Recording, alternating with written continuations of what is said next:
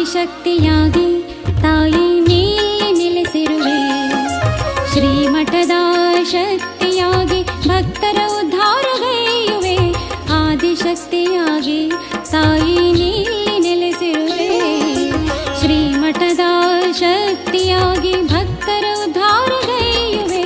ಕಾಮ ಕ್ರೋಧ ತುಂಬಿದವರ ಸಂಹಾರಿಣಿಯೇ, ಸದ್ಭಕ್ತಿ ಸುಜನರಿಗೆ ಆಶೀರ್ವಾದ